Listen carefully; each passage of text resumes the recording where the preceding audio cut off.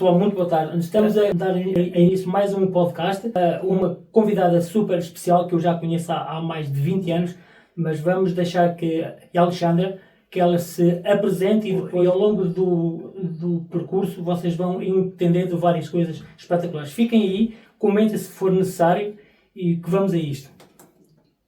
Obrigado por ter aceito e quero fazer umas perguntas antes. Por que é que aceitou e o meu convite, antes de se apresentar? Porquê? Porque eu acredito que nós nascemos para inspirar e ativar todas as pessoas que estão à nossa volta. É muito fácil nós olharmos para os galões, não é? Para os títulos que as pessoas têm e aceitarem pelos títulos. Se há algo que eu não gosto e removo o máximo possível é os títulos que às vezes me querem colocar a mim. Rótulos, isso, os títulos, os rótulos. E faço sempre questão de olhar para a pessoa como ela é, porque ela nasceu da mesma forma que eu nasci. Vai morrer da mesma forma como eu vou morrer, independentemente da forma física, certo? Mas nós não vamos ficar aqui para sementes. Então eu acho que é muito importante, nós sempre temos a oportunidade de estar com alguém sentados à mesa, a impactar e inspirar a vida das pessoas. Por que não? Muito bem, eu gostaria que se apresentasse para quem nos escuta e quem é a Alexandra, o porquê que veio para Londres e o que é que fazia antes de vir para Londres. Ok, então Alexandra Marques é uma mãe de um jovem de 15 anos, é casada com o Marco Fernandes, é filha amada do pai. Durante muito tempo ela não acreditou que era a filha amada do pai, até que ela percebeu que sim, que era. Tenho trabalhado desde os 13 anos em várias áreas que vamos desenrolando na nossa conversa hoje acerca disso. Porque é que nós viemos para Londres? Nós estamos casados há 30 anos e 5 anos depois de termos casados nós pensámos em nos divorciar. Quando decidimos não nos divorciar e ter um encontro real com Deus, nós dissemos a Deus: Deus, estamos para te servir em qualquer nação, menos em Londres. Foi isso aí, sim? Okay. Nós dissemos a Deus: Deus, em todo lugar, menos para Londres. Nós já tínhamos vindo 2 vezes de férias e achámos que era um povo muito frio.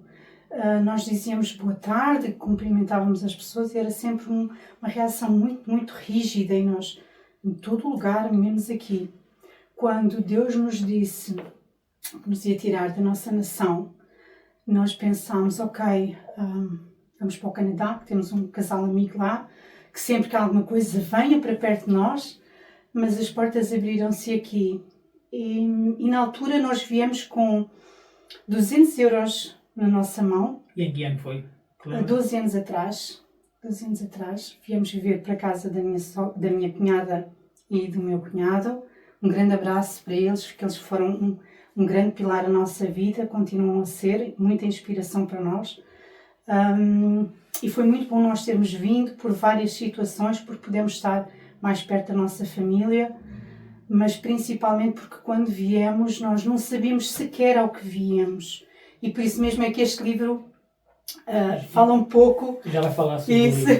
Fala um pouco dos desafios que nós vivemos cá, mas nós viemos com uma mensagem que foi: eu vou estar sempre convosco, mas lembrem-se, vocês vão entrar dentro de um túnel escuro. Raciocinem o que é que existe dentro de um túnel escuro. Mas eu vou estar sempre convosco.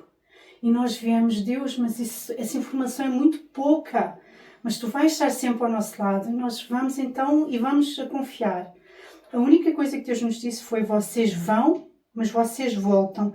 E disse-nos a time frame em que nós iríamos voltar. E nós, ok, bora, vai ser excelente. Nós achamos sempre que vai ser excelente o percurso no deserto. E vamos enfrentando algumas situações assim como enfrentámos, mas Deus tem estado sempre ao nosso lado. Ou seja, é nessas dores, nesse percurso é que Deus nos mostra o melhor para nós.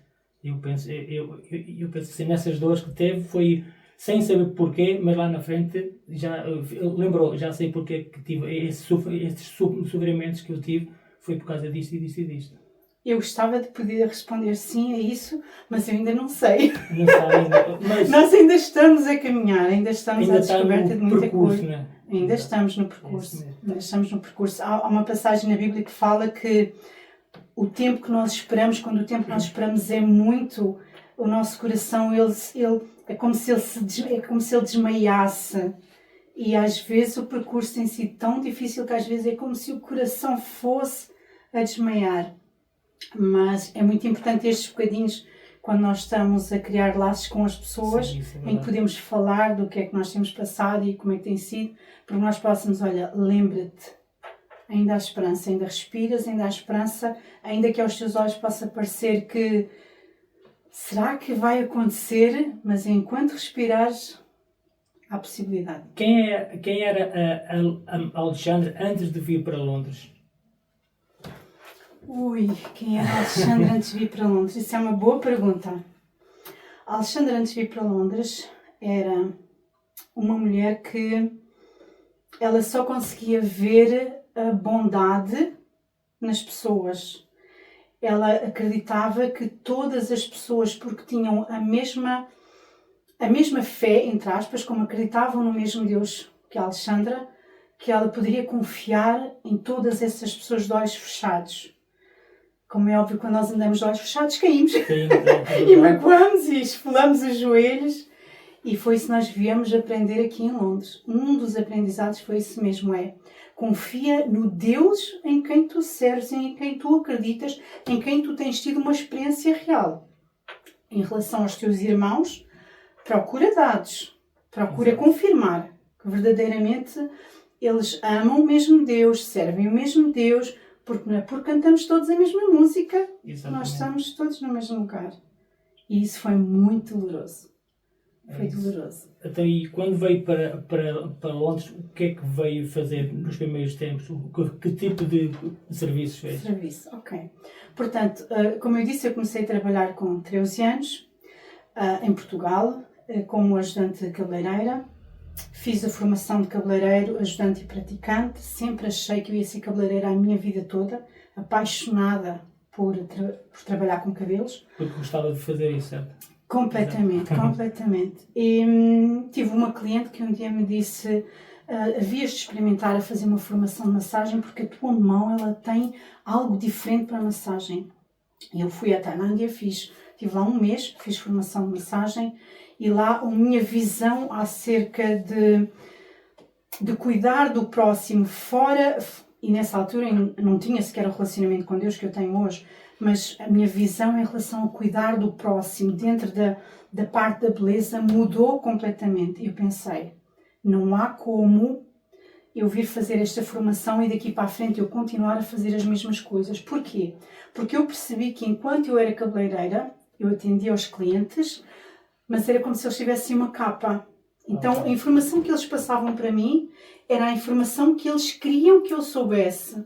E às vezes fica difícil conseguir dar resultados a um cliente se ele não traz verdade naquilo que ele pede. Exato. Então, por mais que nós possamos querer dar o nosso melhor, se a pessoa que pede o serviço ela não é transparente logo, vai ser difícil dar o resultado.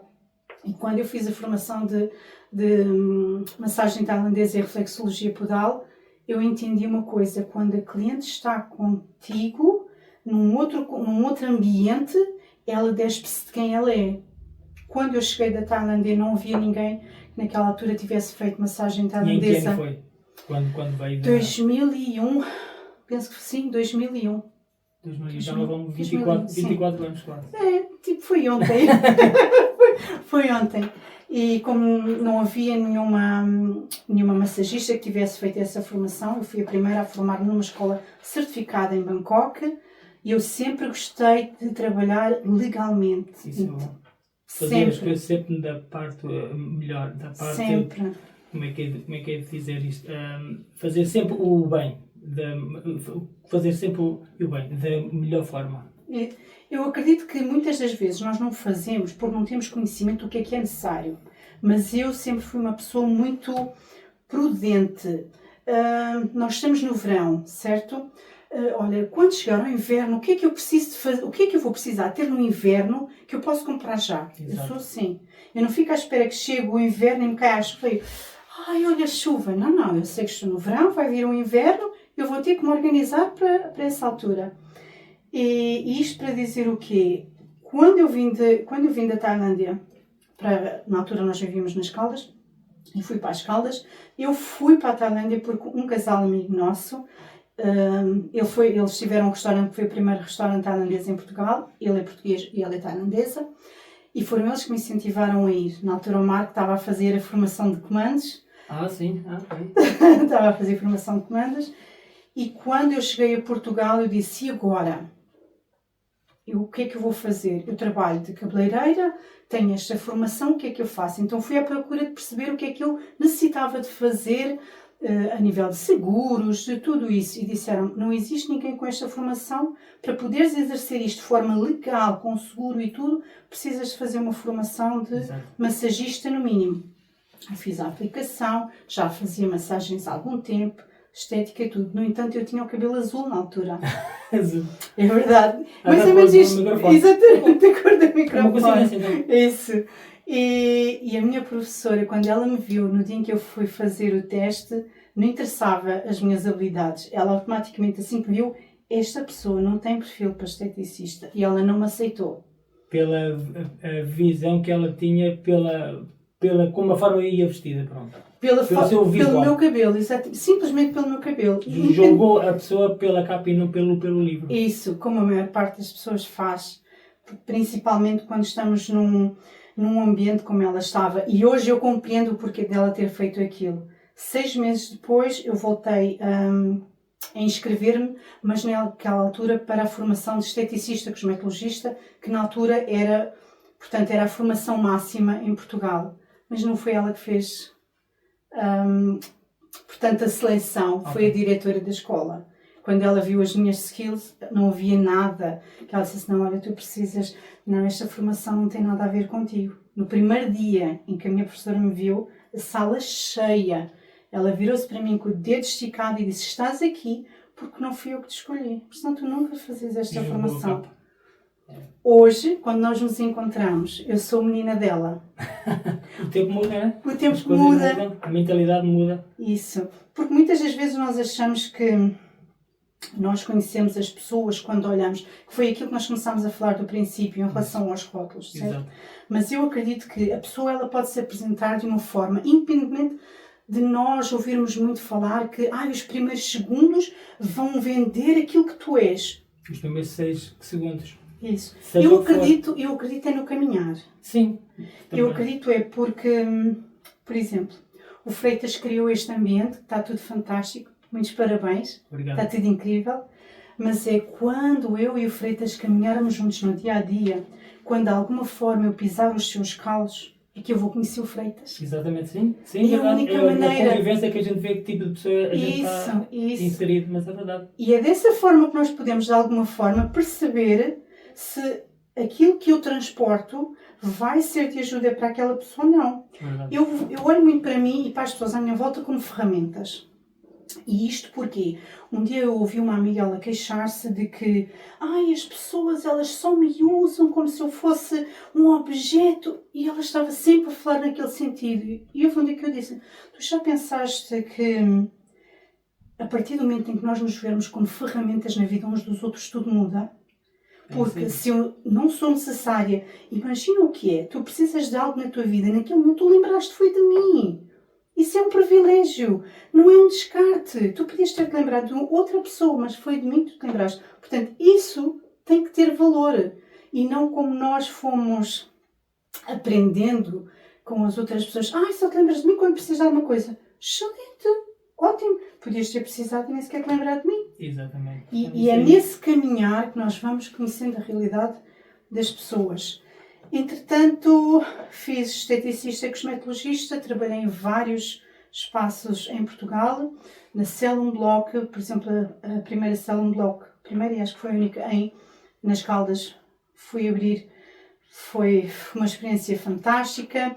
Trabalhei na Wells, o último espaço em que eu trabalhei foi na Wells, em Benfica, no Colombo, uma experiência fantástica. No entanto, nós casámos com 19 anos e nós não tínhamos filhos. Muito novinhos, né? Isso. Nós fomos ser pais com 32 anos. E nesse processo, quando eu engravidei e quando o Emanuel nasceu e quando eu estava a trabalhar Na Wells, o Emanuel já tinha 4 anos. E o meu horário lá era 3 dias a trabalhar das 10 da manhã às 10 da noite e 3 dias em casa. Ele percebeu uma coisa: quando eu acordo, a mãe não está. Quando eu vou deitar, a mãe não está. Durante o dia, a mãe não está, mas à noite ela tem que dormir. Então ele, todos os dias às 5 da manhã, ele acordava para brincar. Eu já sabia que se eu não fizesse isso, não ia ver a mãe mais um dia. Exatamente, porque ele não tinha aquela noção: olha, faltam 2 ou 3 dias até eu poder ver a mãe. Quando eu percebi que aquilo estava a acontecer, e como é óbvio, era eu que tinha que arranjar uma estratégia diferente, Exatamente. Eu falei com a minha chefe e disse: eu não consigo continuar neste ritmo, porque eu não estou a ter... Eu quis tanto esta gravidez e agora eu não estou a ter aquele acompanhamento, eu não estou a conseguir dar o acompanhamento ao meu filho que eu queria. Então nós vamos ter que mudar aqui as coisas. Na altura não foi possível e eu acabei por sair e foi excelente. No entanto, o que é que eu fiz? Aquilo que a maior parte das pessoas fazem. Não posso trabalhar dentro da minha área, vou fazer limpezas. Sim. Mas em todos os lugares que eu enviava o meu currículo, e que é que me diziam: não é para limpezas que você não tem currículo para limpeza. Eu, Exato. como eu não tenho currículo para limpezas? Limpezas qualquer pessoa sabe fazer. Quando nós viemos para Londres, o que é que eu pensei? Eu não quero saber mais da estética. Eu quero é criar o meu filho, ser uma mãe presente, não quero de maneira nenhuma deixar que ele seja criado ou ensinado, que eu tenha o maior respeito pelas nénis, pelas babás, pelas avós, pela família, excelente, incrível. Não é mãe. E os primeiros 6 anos de uma criança são surreais.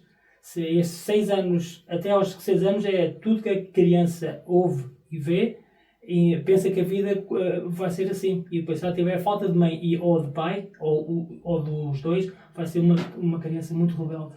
É verdade, é verdade. Portanto, temos que ter até aos 6 anos. Depois disso já começam a entender outras coisas, mas são os primeiros 6 anos que fazem a diferença toda dos nossos filhos. Desde que o bebê é gerado na barriga, a psicologia fala que é desde que é gerado na barriga até aos 7, e depois dos 7 aos 14 é pai, depois Exato. Dos 14 aos 21 é a sociedade em que ele está. Essa parte aí não sabia. Não faz mal, em que estão inseridos. Por isso é tão importante aqueles primeiros 7 anos, o relacionamento com a mãe e a forma que o pai trata a mãe. Isso. Dos 7 anos até aos 14, eles aprendem o que é ser homem, entre aspas, com o pai. E eles aprendem a cuidar deles, principalmente os meninos, da forma como as mães cuidam delas. E aprendem a cuidar, a interagir com o próximo, da forma como o pai interage com a mãe. Sim, é isso. Portanto, são pequenos pormenores. Nós que fazem a diferença toda. E na altura eu não tinha a mínima noção disto, mas eu percebi uma coisa. Os meus pais divorciaram-se quando eu tinha 3 anos e nesse processo, eu penso que eu tinha 5, talvez a minha mãe ficou doente e eu tive que viver em casa de outras pessoas, várias pessoas, família também, mas várias pessoas. E aquela vivência que eu tive, eu percebi uma coisa. A minha mãe não teve condições para me ter perto dela. Eu acredito que eu devo ter voltado com 8 ou 9 anos, quando eu voltei para casa para estar com a minha mãe. E na altura a minha mãe já estava casada e já tinha mais filhos. Mas aquele espaço de tempo em que eu vivi com a minha mãe, eu percebi uma coisa. Eu tenho apenas um objetivo na vida: sobreviver. Porque mesmo dentro da família, nós podemos estar dentro da família, mas nós não estamos com a nossa mãe. Exato. E automaticamente vão gerando muitos sentimentos internos que nós vamos criando histórias na nossa mente, certo? E eu, por esse facto, eu pensei assim, não, a minha mãe não teve a possibilidade de me criar e de me ter perto dela, eu não vou fazer isso com o meu filho. Então, quando nós viemos para Londres, a minha ideia era exatamente essa. Eu não vou querer saber mais da estética. Foi fantástico em Portugal, tudo correu incrível, muito maravilhoso, mas é um ponto final para mim, isto aqui. Quando eu vim, eu pensei, eu vou fazer o que todas as pessoas fazem quando vão para fora. Arregaçar as mangas e fazer limpezas. Eu até gosto, qual é o problema? Então eu fiz uns cartõezinhos com a minha morada, o meu número de telefone, e aponto nas casas das pessoas e aos cafés, falava com as pessoas. Tive muitas pessoas na altura a quererem que eu fosse trabalhar para elas a 5 libras a hora, e eu era assim, não. Em que ano foi, lembra? 12 anos atrás. 12 anos atrás. Não. Deus, eu vim da minha nação para cá, eu venho de basta obediência, venho para cumprir uma missão que eu não sei ainda qual.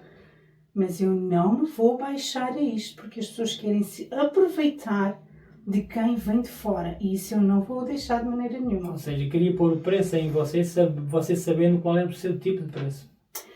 A questão às vezes não é o preço. É o valor que dá. É o valor. É que preço é uma coisa, valor é outra completamente diferente. E se há coisa que eu desde muito cedo aprendi foi isso. É o meu valor. Mesmo eu não tendo os mesmos...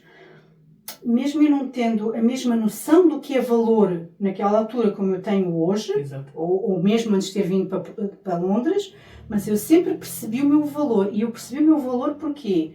Por conta das pessoas com quem eu vivia. Eu percebia que a forma como esta pessoa se permite ser tratada, dá-lhe este resultado. Isto é excelente. Vou trazer para mim. Exatamente. Quando eu for grande, eu também vou tolerar este tipo de tratamento porque a pessoa é feliz com este tipo de tratamento. Da mesma forma, haviam outros comportamentos que não eram aceitáveis. Eu, espera, alerta, stop, isto não, nunca.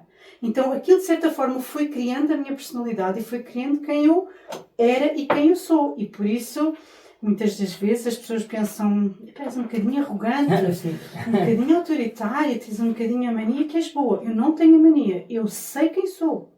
É completamente diferente, não é? E quando eu vim para cá, eu sempre disse isso, eu vou para Londres e uma das coisas que me marcou muito foi, Deus, eu não quero vir para Londres, mas a porta que tu estás a abrir é em Londres, então eu e tu vamos fazer um contrato.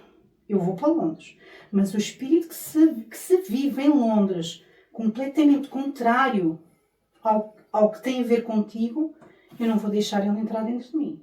Tanto que as pessoas que eu conheci, agora estás em Londres, os meus pais vivem em Trajou-se, perto do Cascais Shopping. Quando elas me dizem, agora estás em Londres. Querida, viver em Trajou-se ou viver em Londres, para mim é igual.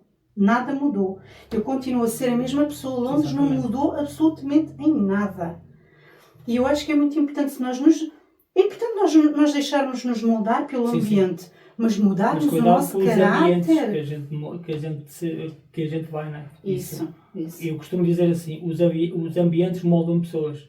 Se o nosso caráter for bom, se o ambiente for bom, melhor ainda. Se for ruim, este ambiente não é meu, estou fora. Nem preciso falar nada. Vira costas, vai embora. Isso. Só isso. E isso é a minha forma de pensar nos ambientes. Sim. E eu concordo. Como eu estava a dizer, depois nós viemos e eu comecei a fazer limpezas e um dia eu estava deitada, de manhãzinha ligaram para mim, olha, vai-te ligar uma senhora para tu ires fazer limpezas para a casa dela, de segunda a sexta-feira, vais estar a ser governanta, mas vais ter que dizer que és amiga da fulana X. Eu, querida, nós não nos conhecemos de lado nenhum, você não me conhece. Nós viemos para Londres e eu tenho um filho e eu preciso pagar as minhas contas e ajudar o meu marido. No entanto, eu não minto por nada. Ela ficou chocada, envergonhadíssima. Agora eu é que nem sei onde é que me hei de enfiar. Como é que você me vai dizer uma coisa destas? Como é que eu fui sugerir isto? Pois é, querida, mas comigo não. Se me perguntarem algum dia se eu sou amiga da fulana X, se eu a conheço, eu vou dizer, não, querida, nunca vi, nunca conheci, não sentámos à mesa. Eu trabalhei para eles quase 2 anos e meio. Eles nunca me perguntaram se eu conhecia quem era a pessoa. Nunca me disseram quem eles eram. No entanto, a maior parte das ruas em Londres tem o nome deles. Sim, está a ver como é que é. É daquelas coisas. Portanto, o facto de eu sempre ter colocado uns limites muito claros, eu sei o que é que eu posso, eu sei o que é que eu quero e eu sei o que é permitido. Então, porquê é que eu vou aceitar menos? Mas não você posso sabe aceitar menos. Quem é você. Sei. As pessoas querem nos colocar na vida das outras pessoas sem sabendo quem é ela mesma. Temos de saber quem somos nós. Sim. É isso aí. O percebermos a nossa identidade não é uma coisa muito fácil. Não é muito fácil. Não significa que quando eu digo eu sei quem eu sou, que eu consigo ter a completa percepção de tudo o que eu sou. A Bíblia diz que quando nós chegarmos diante de Deus, que Deus vai nos chamar por um nome, que nenhum de nós, enquanto aqui estamos, sabemos esse nome. Eu aqui sou Alexandra Marques, mas o meu nome de quem eu sou na realidade é o outro. O nome da terra é Alexandra Marques, mas a Bíblia diz que no dia em que chegarmos diante de Deus, esse nome será revelado. Certo? Portanto, eu não tenho a percepção de todas as coisas de quem eu sou, mas há uma coisa que eu sei, que é, eu sei de onde eu vim, eu sei em que condições eu estava, eu sei exatamente o que é que aconteceu no dia em que eu tive um tete-a-tete com Deus, em que eu achava que para mim já não havia solução, para mim já não havia volta a dar. E a partir do momento em que eu ouço, estás perdoada, venha quem vier. Digam o que disserem.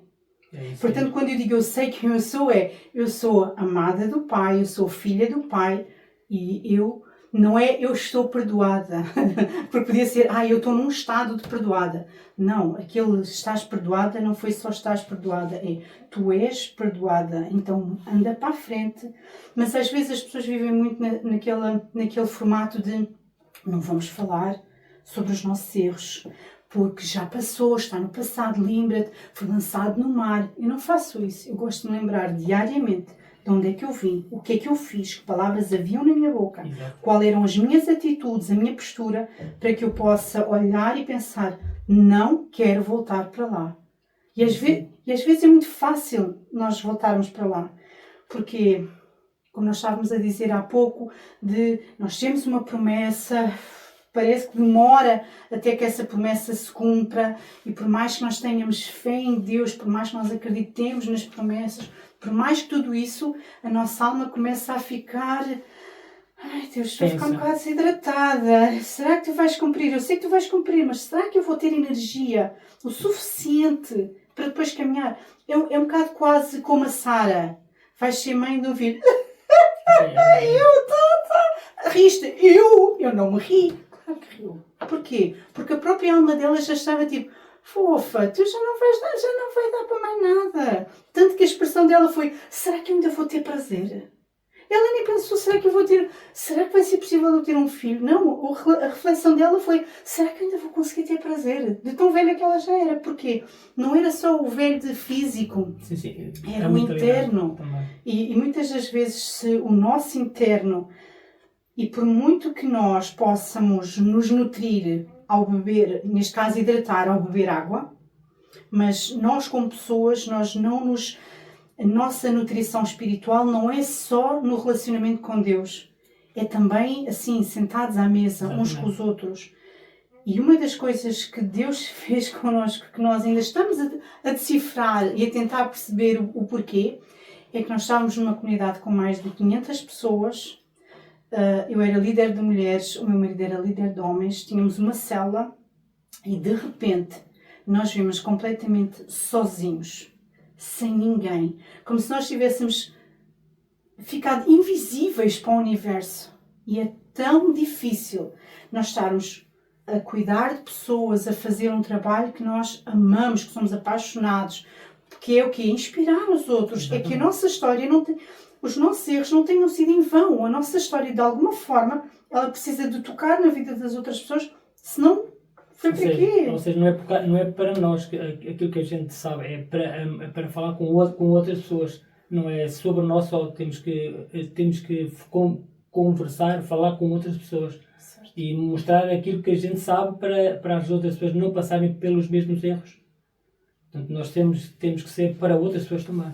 Ainda que às vezes as pessoas têm que passar. Exatamente, é isso. Às vezes nós até podemos dizer à pessoa, olha, eu passei por isto, eu estou a ver que o caminho que tu estás a andar, quando tu deres a curva, tu vais cair onde eu caí. Não significa que aquela pessoa, ela me vá ouvir. Exato. A mensagem que eu quero passar para as pessoas é, eu não estou à espera que vocês, por causa do livro que eu escrevi, vocês não caiam nos mesmos lugares que eu caí. Eu estou à espera que vocês, ao lerem o livro, vocês possam entender uma coisa. Não precisam de se levantar sozinhos. Porque o processo que nós levamos para nos levantar sozinhos tem sido tão doloroso que as coisas seriam muito diferentes do que são. Portanto, é muito nesse sentido. Às vezes as pessoas ouvem-nos, nós estamos a ver que ela vai virar e ela vai cair ali, mas é tipo, lembra-te só, tu vais cair, é uma escolha tua e é por isso que é fantástico Deus nos ter dado o livre-arbítrio. Exatamente. Nós somos livres para decidir obedecer a Deus ou desobedecer. Exato. É simples. Às vezes parece que é tudo, é tão difícil, tão complicado. Não é. Não é. É só uma escolha. Às vezes nós escolhemos ou vamos para a direita ou vamos para a esquerda. Tem 2 caminhos só, não é? Pronto. É só isso. Mas o facto de nós sabermos, escolhe o que tu quiseres, mas não vais estar sozinho. Vais bardalhar-te, vais bater com a cabeça no chão, vais comer pó. Mas olha, lembra-te que eu estou aqui. É isso mesmo. Fala um pouquinho mais do livro, para quem não o escuta. E o porquê que você fez este livro. Qual é a razão? Eu acredito que tenho uma história antes de ter essa ideia de escrever um livro. Não sei se a Alexandra tem mais outros livros, mas vamos falar deste aqui. Então, antes de eu responder essa sua pergunta, eu queria lhe fazer uma pergunta. Faça. Qual é que foi a sua reação quando recebeu o livro? Quando eu li este, foi uma sensação muito, uma alma livre, um pensamento muito bom. Só na altura quando eu vi, quando eu li, foi um pressentimento muito bom, que eu senti uma leveza grande e aquilo que está aqui escrito, o porquê que o nosso propósito, porque é que nós saímos do próprio país para Londres, como a Alexandra falou há pouco, porque tem tudo um motivo, mesmo que eu não quisesse vir para cá, que eu não queria vir para cá.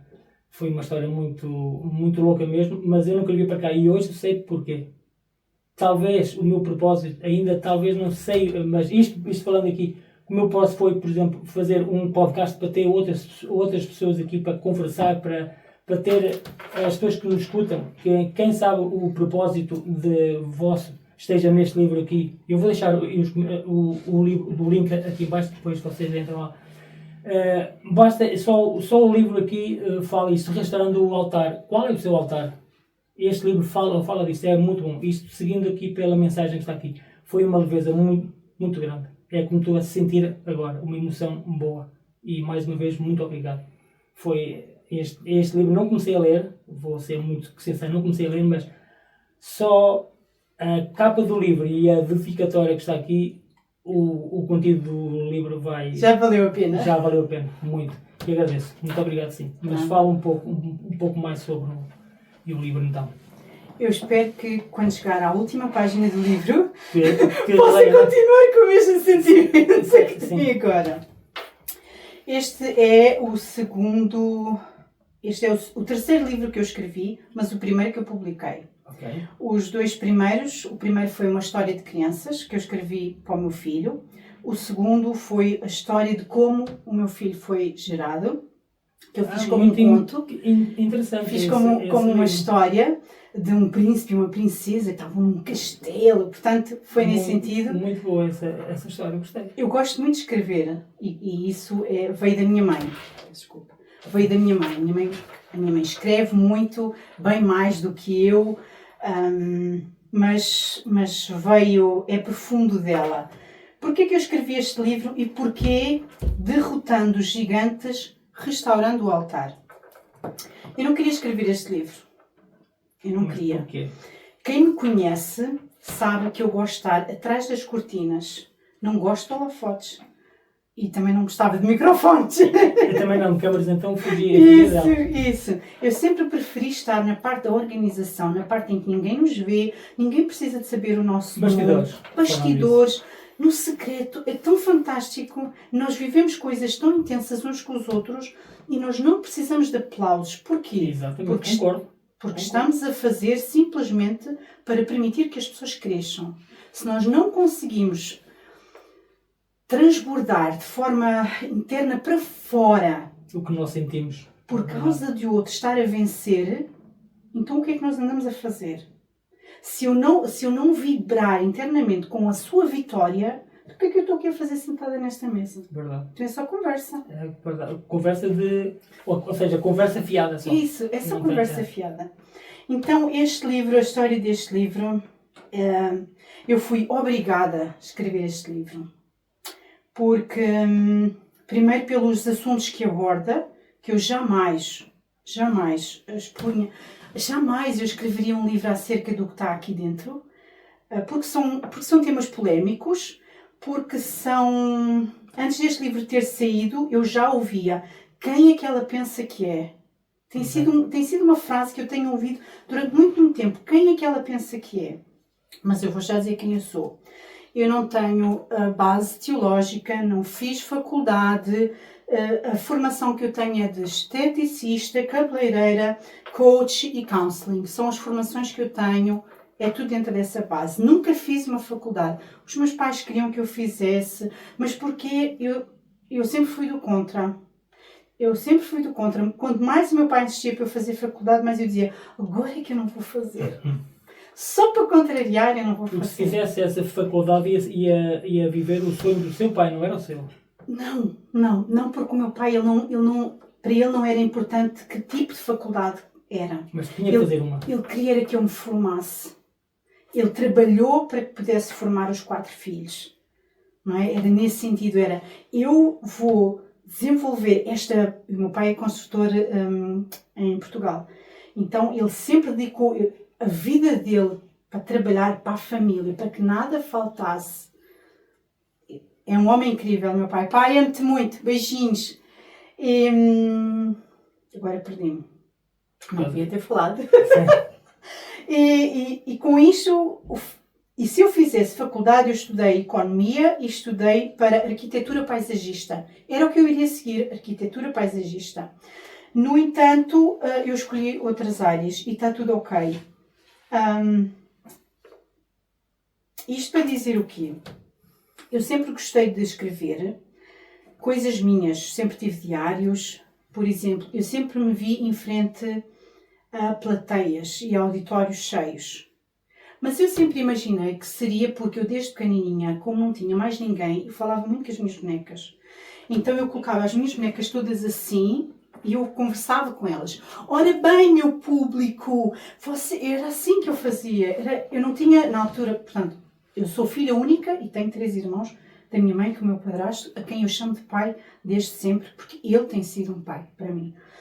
E quando eu estava na escola, era assim que eu estudava. Eu colocava as pessoas, eu amava biologia. Ora bem, vamos falar sobre o coração. Então, o coração é assim, sabe? E eles eram o meu auditório. Então, eu sempre me vi dentro destes espaços, mas nunca foi uma coisa que eu quis. Eu fazia aquilo no meu secreto, eu sentia-me viva e sentia-me... Uau, isto sente-se tão bem, é tão agradável este sentimento. Mas nunca na área profissional, de maneira nenhuma. Tanto que esse foi o motivo pelo qual a minha professora ela não me aceitou para ser esteticista. Exato. Porquê? Porque uma esteticista, enquanto que a cabeleireira é vista como o sol, a esteticista é a lua. Ela fica na sombra do cliente. Esse foi o ensinamento que me deram. Aqui quem brilha é a cliente, não és tu. Então eu agarrei nisso de forma inconsciente e foi assim que eu vivi a maior parte da minha área profissional. Eu queria que as minhas clientes brilhassem em todos os espaços que eu tive, mesmo espaços meus. Nunca tive Alexandra Marques Beauty, nunca. Sempre foi Desert Rose Wellness, nunca teve nada a ver comigo, mas o serviço que eu podia entregar à cliente. Eu sei que pode parecer que eu estou a fugir ao assunto do livro, mas é porque há 20 anos atrás, eu e o meu marido fomos convidados para ir com os nossos líderes para ajudar num retiro de jovens. E nesse retiro de jovens, no último dia, portanto aquilo foram 3 ou 4 dias, e a cada momento que eu estava lá a dizer, Deus, porquê é que nós estamos aqui? O que é que nós estamos aqui a fazer? Foi como se tivessem agarrado em todos os jovens, todas as igrejas, só os problemáticos, e tivessem jogado lá naqueles dias. E nós estávamos lá, fomos convidados para estar a ajudar. E esse retiro foi onde? Água de Medeiros. Okay. Foi em Água de Medeiros. E na altura fomos convidados para ir com os nossos líderes, e quando chegámos lá disseram-nos, olha, afinal já não vai ser necessária a vossa ajuda. E nós, já aqui estamos, vamos ficar. Exato. E a cada situação que passava, eu dizia, Deus, o que é que estamos aqui a fazer? E Deus só me dizia, espera, eu já te mostro. E isto todos os dias. No último dia foi abordado um assunto, que eu não vou dizer qual foi, tá? Está aqui dentro, quem quiser saber, lê, está aqui dentro. E quando quando eu fui confrontada com aquilo que eu vi, foi como se o meu espírito tivesse entrado, a minha alma entrou num processo de choque que eu não conseguia parar de chorar. Eu olhava para o meu marido e eu só dizia, tu és tão íntegro, tão íntegro. Eu olhava para a minha pastora, pastora, eu não acredito. Ela, o que é que se passa, mulher? E eu não consigo explicar, está aqui com coisa que não está a bater bem. E eu sempre fui aquela pessoa de, há qualquer coisa que não está bem, eu não gosto de confrontos, pelo contrário, mas eu também não consigo viver com aquele sentimento dentro de mim. Então eu fui conversar com as pessoas em causa, com quem tinha que conversar, as coisas ficaram resolvidas ali, tudo tranquilo, cada um foi à sua casa, foi para a sua vida. Eu disse assim a Deus, Deus, hoje, por favor, tu viste que a semana foi intensa, não me acordes para conversar comigo, eu preciso de dormir. Pois, eram 7 da manhã, eu tinha uma voz ao meu lado a dizer-me, levanta-te que eu quero te mostrar. Eu, Deus, não, desculpa. Eu disse para tu não me acordares, que eu precisava de dormir. Virei para o outro lado. A voz continuou. Tu disseste-me que querias saber a verdade. Então levanta-te e vem que eu quero te mostrar. Eu tive das 7 da manhã ao meio-dia e tal, em que Deus caminhou comigo desde Gênesis até Apocalipse. Por isso, mais uma vez eu disse, eu não tenho nenhuma formação de teologia, não fiz nenhuma faculdade, não fiz nenhum curso. Simplesmente Deus caminhou comigo desde Gênesis a Apocalipse e falou-me algumas coisas. E algumas coisas que Deus me falou nem eram práticas sequer que eu tinha. Nem eu, nem o Mário, assim, Deus, isto não faz sentido nenhum. Porquê que tu estás a trazer esta clareza e esta revelação a mim se eu nem sequer tenho estas práticas? Isto não tem nada a ver connosco. E ficou assim. Na sexta-feira nós íamos para um retiro de casais, que íamos com os nossos líderes e outros casais para aprendermos também como é que se organizava o retiro de casais. E nós chegámos atrasados e o pastor disse assim, agora de castigo vocês vão ficar na fila da frente. E nós ficámos na fila da frente tranquilos. Quando foi a esposa do pastor dar a parte da palestra dela, eu fiquei colada na minha cadeira. Eu quase não conseguia respirar de ouvi-la. Por todas as coisas que Deus me tinha dito, ela falou idêntico. Ela falava e Deus dizia, está aqui a confirmação. Estás a perceber agora? Está aqui. Os mesmos exemplos, as mesmas frases, as mesmas coisas. Eu, mas o que é isto? Mas eu continuava a não perceber porque é que Deus me estava a falar sobre aquelas coisas. Assim, isto não tem nenhum sentido. Segunda-feira, portanto nós fomos sexta-feira à noite, sábado e domingo nesse retiro. Segunda-feira, as senhoras da nossa igreja, aleatoriamente, a partir daquela altura, vinham ter comigo. Escuta lá, qual é a tua opinião sobre isto? Eu, mas porquê que estás? Não, tens que ir falar com o pastor. Não, mas eu não quero saber da opinião do pastor, eu quero saber a tua opinião. Exatamente. E eu, mas e agora o que é que eu faço? E eu ia com muito cuidadinho assim, epá, olha... Porquê? Porque como é que eu ia dizer, olha, sabes, Deus fez isto comigo e não sei o quê, eu também não percebo. Então, por isso eu estava a dizer, eu gosto de ficar no anonimato, nos bastidores. Deus fala comigo, eu guardo informação no meu coração, o que Deus me diz, vai e partilha, eu vou e partilho. Se eu não diz partilha, eu fico quieta e calada na minha, porque não acho que é a informação que eu tenho que partilhar, certo? Exato. Porque eu já tenho... a fama de ser rebelde, porque é que eu vou dar motivos para as pessoas dizerem, lá está. São colocados em nós próprios. Exatamente. Pessoas que colocam rótulos. Exatamente. Mas nós só os aceitamos se nós quisermos. Exatamente. Então eu faço, vem impor-se, não, isto não é para mim, de maneira nenhuma. Não cola, né? Não cola. E então, e foi assim, passaram-se anos, e as únicas pessoas com quem eu partilhei sobre esse episódio foi com o meu marido e com os meus líderes, com mais ninguém. Ficou e ali... os seus líderes são de onde? Daqui do Reino Unido? Não, são de Portugal. Eles são os líderes da Nova Aliança, em Benfica. E os nomes? É a Bispa Sandra e o Apóstolo Samuel Vicente. Samuel Vicente, eu conheço bem. Nós conhecemos bem, claro. Fizemos parte da mesma comunidade. Portanto, sim. E ficou por aí. Viemos para Londres, eu continuei a minha vida, tudo tranquilo. Até que, antes do Covid, nós abrimos uma clínica de estética em Vauxhall. Abrimos em dezembro e, entretanto, veio o Covid em março. Mas naquele percurso, não me recordo bem em que altura foi, mas eu sei que foi antes do final do ano, eu estava a limpar a clínica e eu costumava pôr sempre Licenças. música. Licenças. Não, música. Não gostava de colocar Ok. música no YouTube, que enquanto eu limpava para ouvir, Ok, e entendi. de repente passa um vídeo curto sobre uma matéria específica acerca das coisas que eu não tinha dado. Eu quando ouço aquilo, eu parei assim. A minha cabeça, como eu sei aquilo que Deus me disse, o meu raciocínio foi, espera, isto que esta pessoa está a dizer não tem lógica, porque ela está a dizer que nós podemos ter práticas que mulheres ímpias tinham. Isto não tem lógica nenhuma. Mas da mesma forma que eu tive aquele raciocínio tão rápido, Deus disse-me assim, o que é que tu vais fazer em relação a isto? Eu disse, eu? Nada. Ele, nada. Eu não vou fazer nada. Eu sou uma formiga. Esta pessoa que está a falar neste vídeo, ela é um tubarão. Um tubarão e uma formiga, primeiro não caminham no mesmo ambiente, Pois não.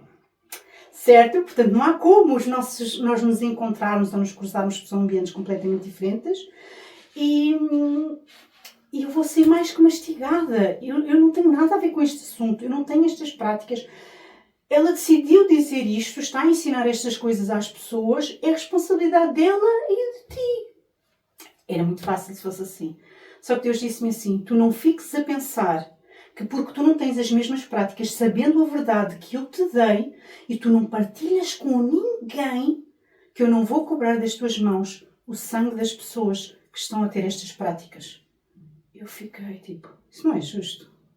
Isso não é justo.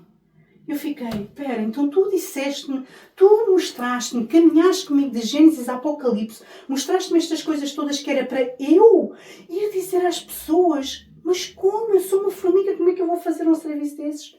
Eu pensei, não, espera, não. Deus, ele não me quer matar, porque se ele me quisesse matar, tinha matado em Portugal, tinha morto em Portugal, não trazia para aqui para me fuzilar. Isto não vai funcionar. O que é que eu fiz? Entrei em contacto com a pessoa em causa, com a secretária da pessoa, tenho vários e-mails, de um lado e do outro, sobre as coisas que nós conversámos, tudo. Antes de eu receber o último e-mail, Deus diz-me assim, tratam as feridas do meu povo como se fossem nada. E o último e-mail dizia exatamente isso. Querida, lava as suas mãos do assunto, porque a pessoa em causa também é de Deus, também teme a Deus, também ora, também jejua, também é usada, tudo isto já não é mais responsabilidade sua. A única coisa que eu pedi foi, por favor, parem de fazer estes vídeos, enviei inclusive o que é que está escrito em hebraico em relação à passagem que estão a falar, que não tem nada a ver o que estão a ensinar às pessoas, que estão a levar as pessoas ao engano, que criaram um movimento doido. As pessoas não têm a mínima noção do que estão a fazer. O movimento que criaram está a destruir famílias. Eu sei disto porque eu trabalho com casais. E ainda que as coisas não sejam faladas dos púlpitos para fora, mas os meus ouvidos ouvem. Eu ouço as mulheres. Eu sei o que se passa. E com todas essas coisas eu pensei, e agora? Eu fiz a minha parte. Eu falei com elas, eu disse, retratem-se, não se querem retratar. Deus, agora eu lavo daqui as minhas mãos. Mas e aquele sentimento? Não fiques tu a pensar que eu não vou cobrar das tuas mãos, porque tu sabes e não dizes nada. Eu, mas Deus, como é que eu vou dizer? Como é que eu vou falar? Eu não fiz teologia. É só eu e tu. Como é que eu vou fazer isto? Então eu pensei, vou escrever um livro. Que é este aqui? Que é este livro. Eu escrevi este livro há 5 anos. Na altura nós estávamos numa comunidade que nós amamos muito aquele povo. Servimos com eles 5 anos. Mas este livro fez com que nós nos separássemos. Este livro quase que fez com que eu e o meu marido nos separássemos. Estamos casados quase há 30 anos. A partir do momento em que eu escrevi este livro e fui à procura de publishers para me ajudarem, toda a gente disse, não, está fora de questão. Mesmo as pessoas, mesmo a pagar, não, está fora de questão. Porque as pessoas não acreditam do que está escrito então? Não é porque isso? as pessoas não acreditam. É porque são práticas que alimentam o corpo. São práticas que, aos nossos olhos... Às vezes é muito fácil nós pensarmos que se nós Deus preocupa-se com a nossa alma. Ele conhece o nosso interior. Ele sabe que nós não somos perfeitos, nós somos seres humanos. Até existe uma música que é I'm only human after all. Então, nós rodeamos de desculpas para tudo o que nós fazemos. No entanto, quando eu leio a Bíblia, aquilo que eu leio é ser santo como eu sou santo. Exatamente. Que o teu caminhar seja perfeito. Então há aqui qualquer coisa que não bate certo. Então, por mais que eu diga que o meu comportamento não modifica e não implica em nada no meu relacionamento com Deus e com o próximo, não é verdade. Implica em muito. Por isso é que as pessoas falam que nós estamos na geração de... Ai, como é que se diz? Geração Z. Não é isso. Do Noé. Nós estamos a viver a geração de Noé. Eu não encontro isso nos nossos dias. Eu não encontro nós a vivermos na geração de Noé. Eu encontro nós a vivermos na geração do Abel e do Caim. Porque a geração do Noé eram todos loucos. Tanto que Deus fez o quê? No meio daquele povo louco, os únicos que eu encontrei que eram dignos deste projeto eram quem? O Noé. Não significa que se ele vivesse na nossa era, que ele seria aprovado. Ok? Mas para aquele tempo em que ele vivia, ele seria aprovado. No entanto, nós estamos numa geração em que o próprio irmão mata o outro. É verdade. E depois de matar, ainda diz o quê? Mas por acaso eu sou o guardião do meu irmão? Somos. Este é o problema. Exato. É que nós somos os guardiões uns dos outros. E enquanto nós não entendermos que eu tenho a obrigação de manter uma vida santa para que a minha vida impacte a sua, para que você e a sua casa possam ser santos também, porque enquanto nós vivermos a pensar entre quatro paredes, eu faço o que eu quiser, que nós estejamos os dois de comum acordo, a sério? Isto é errado. Isto e outras coisas. Se Deus se importasse mesmo com a forma que eu me visto, Deus dizia-me alguma coisa a sério? Ou será que os nossos corações estão tão cauterizados? No judaísmo nós temos uma expressão que se chama clipá, que é como se fosse, como se crescesse uma pele, como a pele da pera. Aquela pele, ela cresce, ela adapta-se a nós. Nós já não conseguimos ver o que é o certo e o que é o direito. Nós podemos ir à igreja, à sinagoga, onde nós quisermos, ler a Bíblia todos os dias, jejuar e orar, fazer o que nós quisermos. Enquanto nós não nos decidirmos a abrir mão dessas posturas, não vai ser. É verdade, isso é pesado mesmo. É muito pesado. Por isso, comprei o livro, vai ser muito bom. Eu ainda não li, mas eu acredito imensamente que vai ser muito bom. Vai ser muito pesado, mas vai ser libertador. Vai ser muito bom. Uma outra pergunta, seguindo com isso aí, como é que você lida com o erro? Como é que eu lido com o erro? Bom, a semana passada nós estávamos no ginásio e um senhor que começou... Eu vou para o ginásio de manhã com o meu filho. Às 6 da manhã estamos à porta do ginásio, os dois. E começámos a desenvolver uma amizade com o senhor que lá está. E então, um dos dias, ele chegou-se perto do meu filho e disse assim: "Epá, tua mãe, ela é incrível." E depois ele foi fazer a sua vidinha. E eu virei-me de costas e virei-me assim para o meu filho: "Filho, ele diz isto porque não vive connosco." Porquê? Porque as pessoas, é muito fácil nós dizermos a coisa certa, no tom certo, para aqueles que são de fora. Mas dentro de casa é que nós retiramos as capas, as máscaras. Se nós não vivermos numa relação sem capas, sem máscaras, sem nada, nós estamos simplesmente a fazer teatro. E ninguém aguenta. Não há, por isso hoje em dia nós temos tantas doenças psicossomáticas, que é o facto de a alma não verbalizar aquilo que sente. Vai ter que passar para algum lado, passa para o corpo, não há? As pessoas digam o que quiserem. Mas o cancro é isto. Mais uma vez, não tenho faculdade de absolutamente nada, mas a experiência que eu tenho tido nestes últimos 20 anos a atender pessoas, fora o tempo de esteticista e de cabeleireiro e tudo isso, é que todas as doenças são ou de forma genética ou por consequência do que a alma está a sentir. Qual é a sua opinião sobre isso? Sobre doenças que muitas pessoas têm, câncer, outras doenças? Praticamente todas têm a raiz a nível físico de inflamação.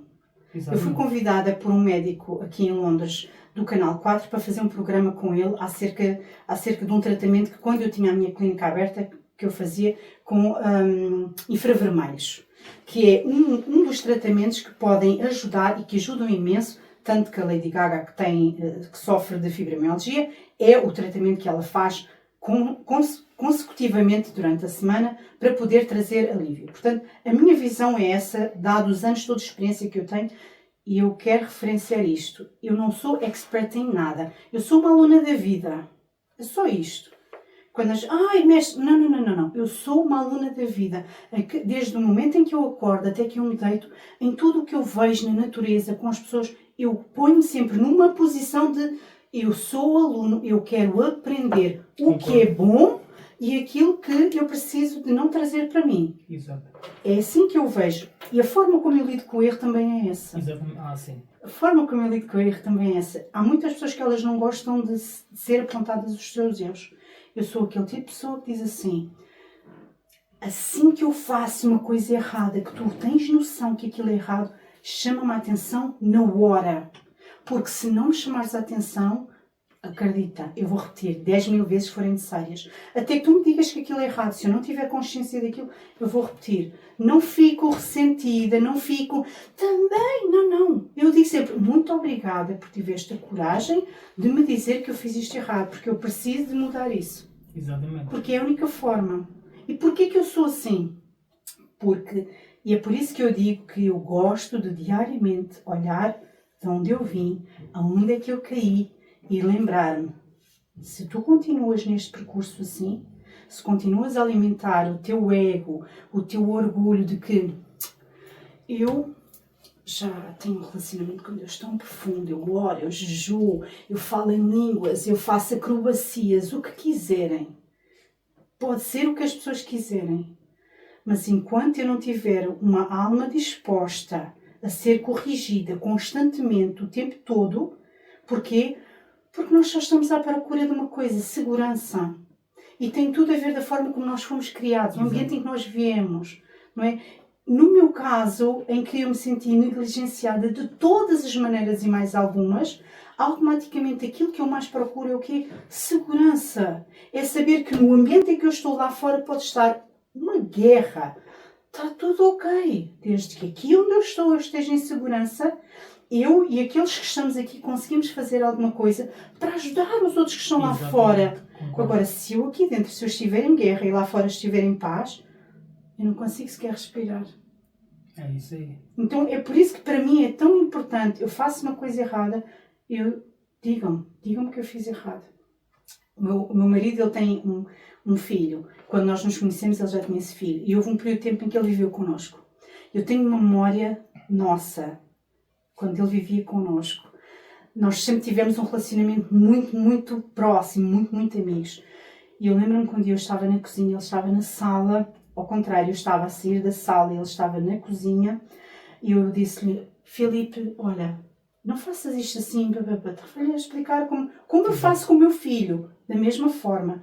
E nisso eu lembro-me que ele mete assim a cabecinha de fora da cozinha e diz-me assim, mas Xana, tu fizeste? E eu, amor, eu fiz? Então escuta, a Xana dá-te autorização.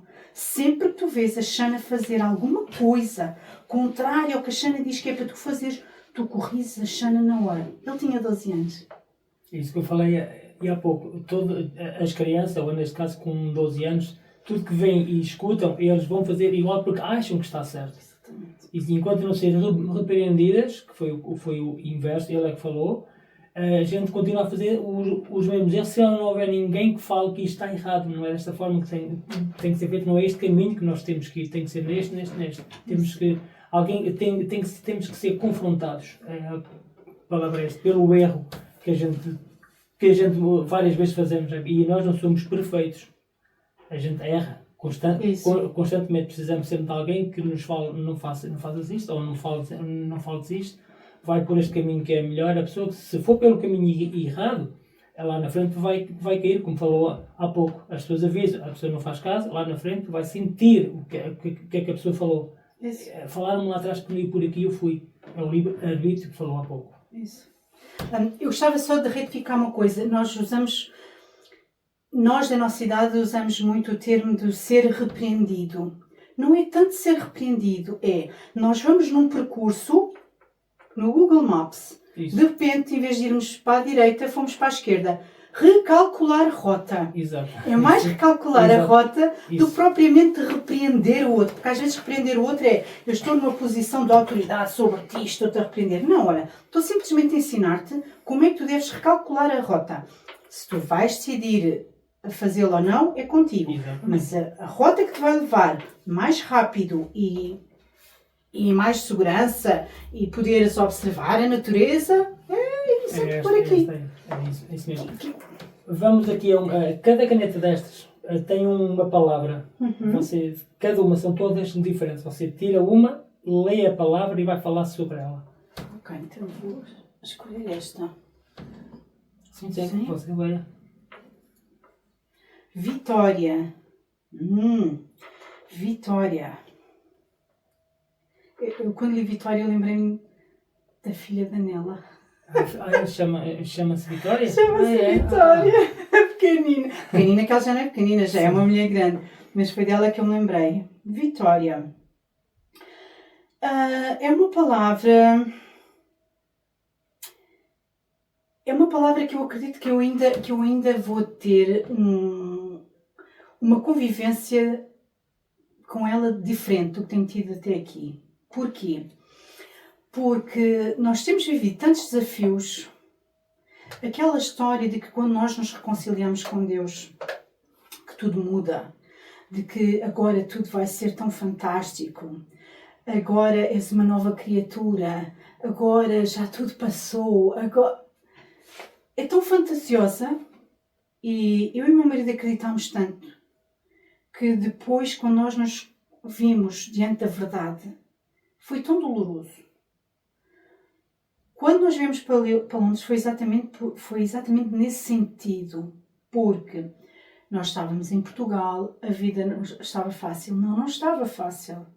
Nós não estávamos perto da família e sofrer sozinhos e sofrer com a família, então sempre é melhor estarmos com a família.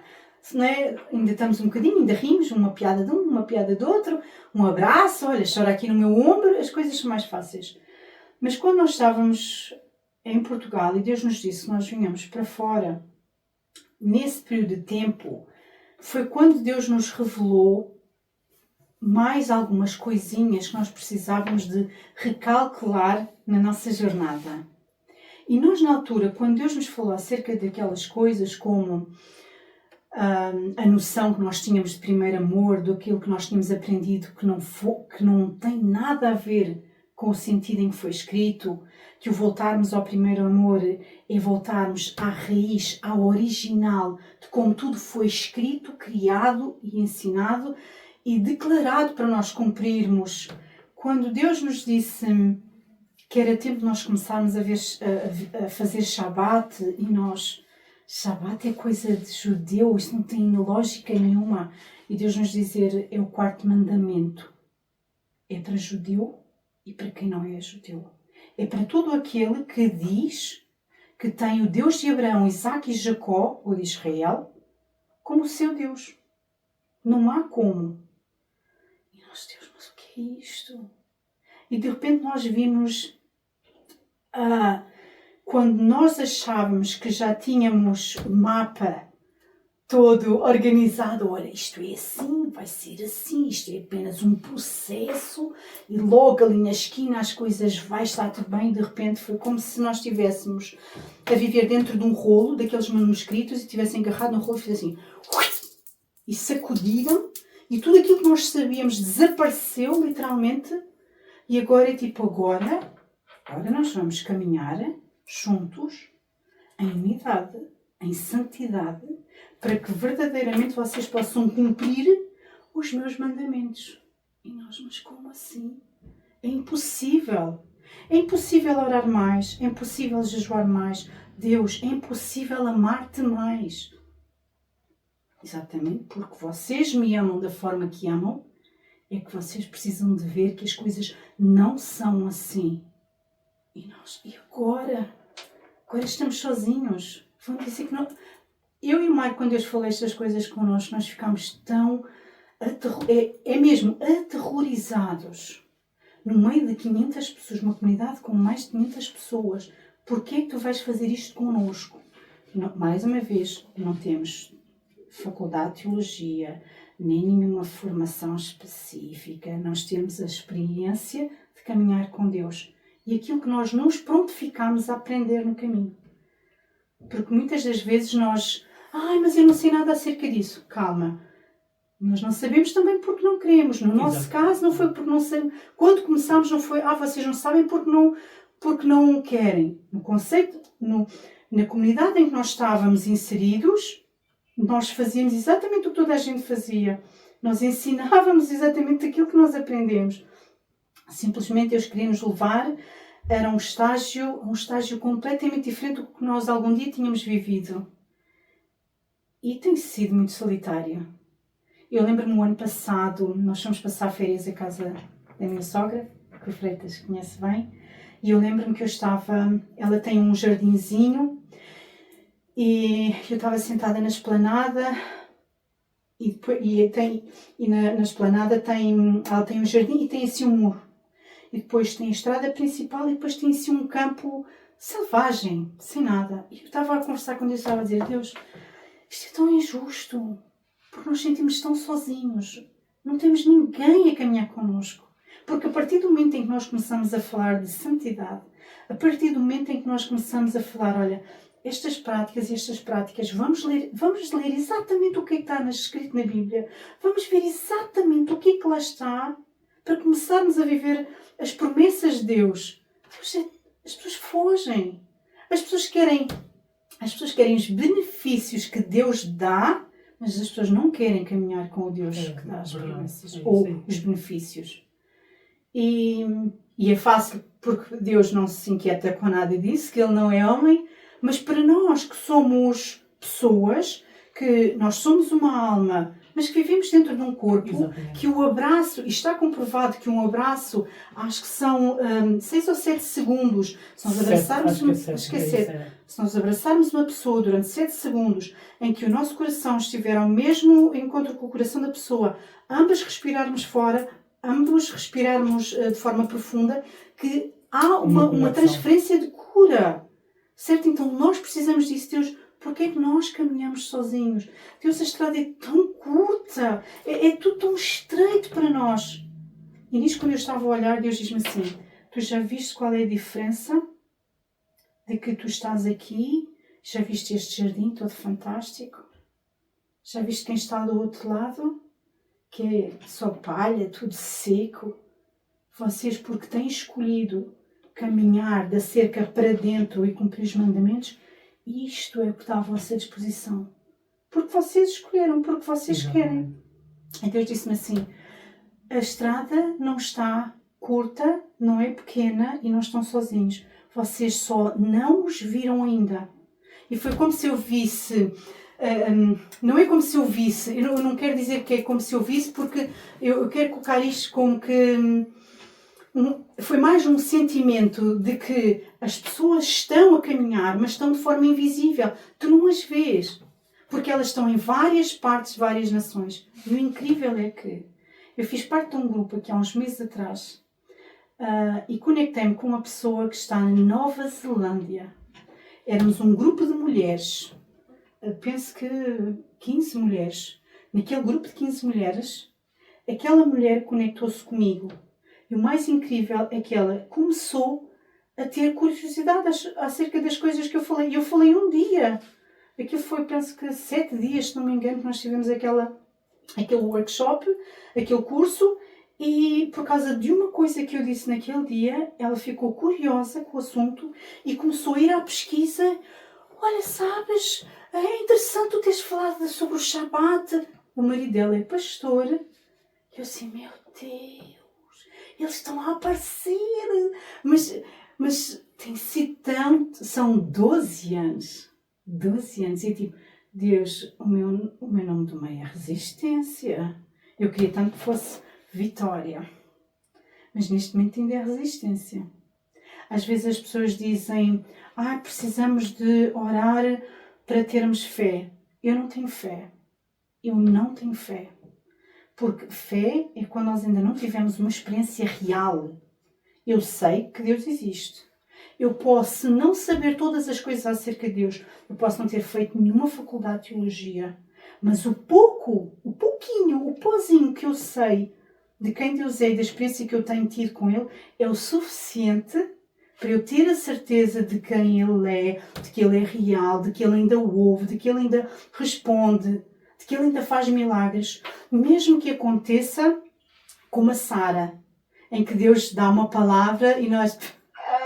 Brincadeirinha, não vai acontecer. Não importa se eu acredito ou não, importa que saiu da boca de Deus, vai acontecer. Isso. Porque às vezes nós pensamos assim, e nós temos esse exemplo logo em Gênesis. No início diz assim, vamos ler. Eu gosto de ler porque eu não gosto de estar... Pode ser? Sim. Bora lá. Tenho que pôr os óculos. 20 anos já passaram. Ora bem, Gênesis 1. No princípio Deus criou os céus e a terra sem forma e vazia. Trevas cobriam a face do abismo e o Espírito de Deus se movia sobre a face das águas. Então significa que a terra era sem forma, estava vazia, as trevas cobriam a face do abismo e o Espírito de Deus movia sobre a face das águas. Enquanto o Espírito de Deus se movia sobre a face das águas, o que é que aconteceu? Os peixes foram criados? Não foram. Não foram criados. Não foram. Enquanto o Espírito de Deus apenas se movia... Só pela boca. Exatamente. A partir do momento em que ele declarou as palavras, ele não tinha lá ninguém para acreditar. Exatamente. Ele não tinha lá nenhum homem para acreditar. Ai, Deus disse e por isso eu acredito e agora aconteceu. Não interessa se nós acreditamos ou não. Interessa é que se Deus falou, vai acontecer. Isto para dizer o quê? As coisas que este livro fala é sobre o que Deus falou. Não simplesmente o que Deus falou a mim. É aquilo que está aqui escrito. Por isso este livro, a maior parte...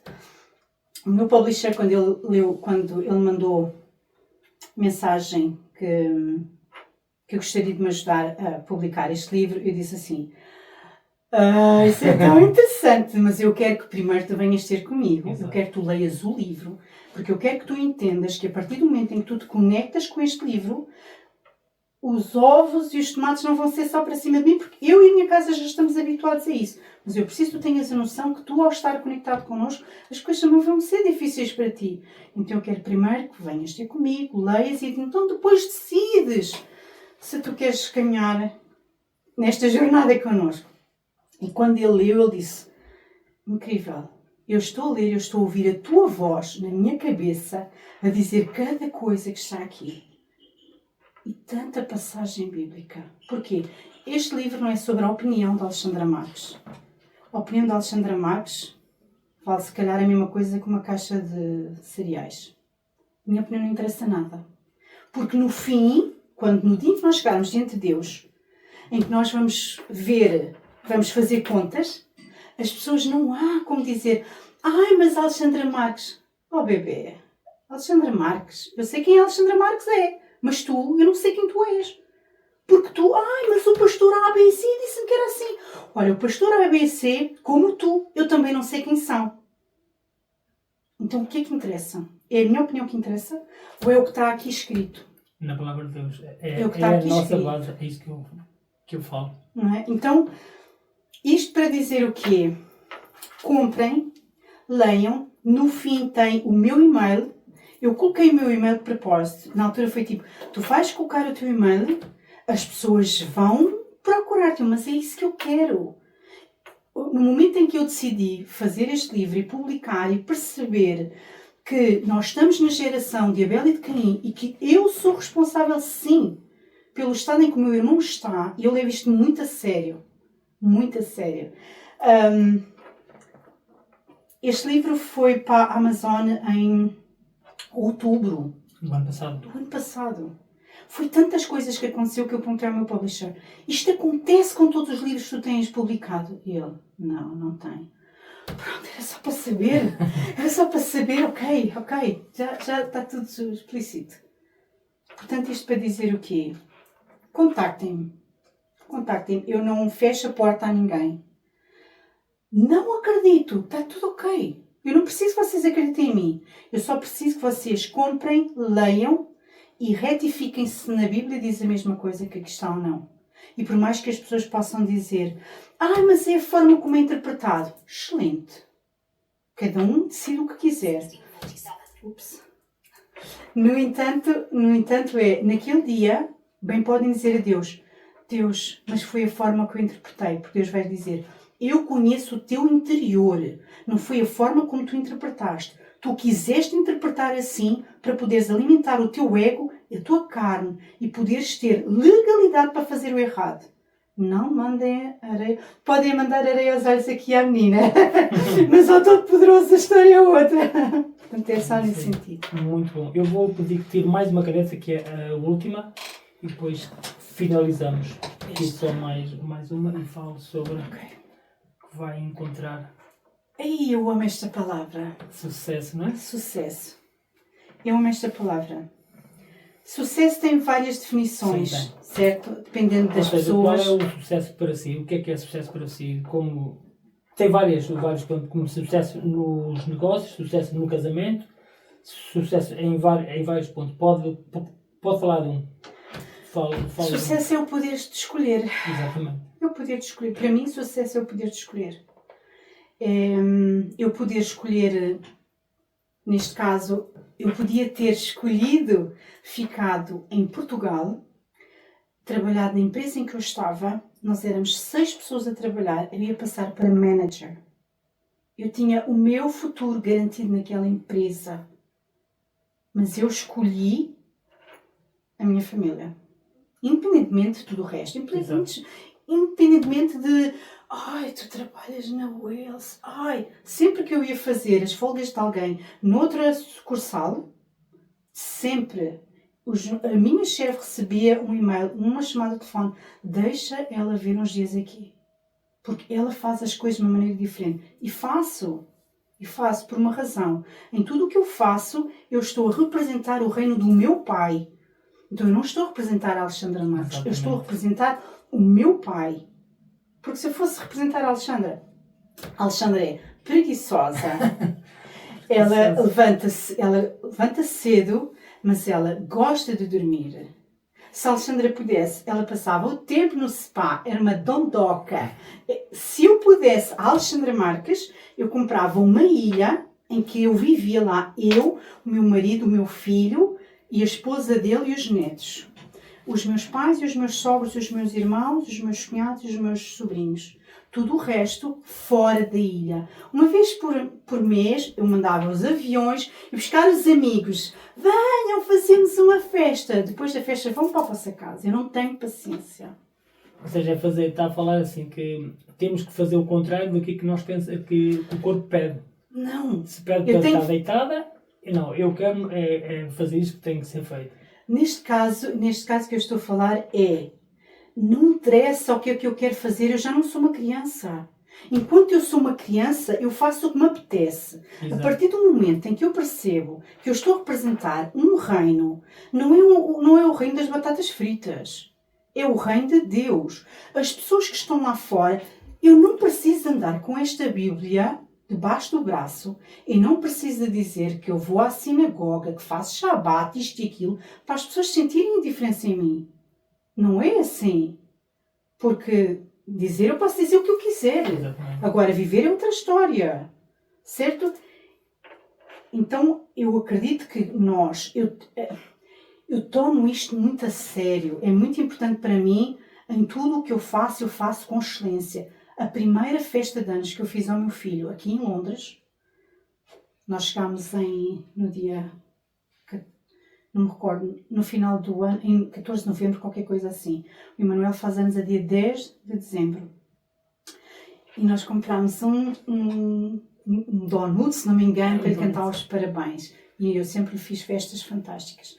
E naquele dia disse, filhinho, este ano, a mamãe só vai poder fazer isto. Mas para o ano, a mamãe promete que vai fazer uma festa como a mamãe costuma fazer. Então eu fiz uma festa sobre o Lego. Nós desmontámos o quarto dele, metemos as mobílias todas no nosso quarto. Fizemos uma festa como é que se diz? De Legos. Lego. Os chocolates eram Legos, fui eu que fiz. Sério? Tudo.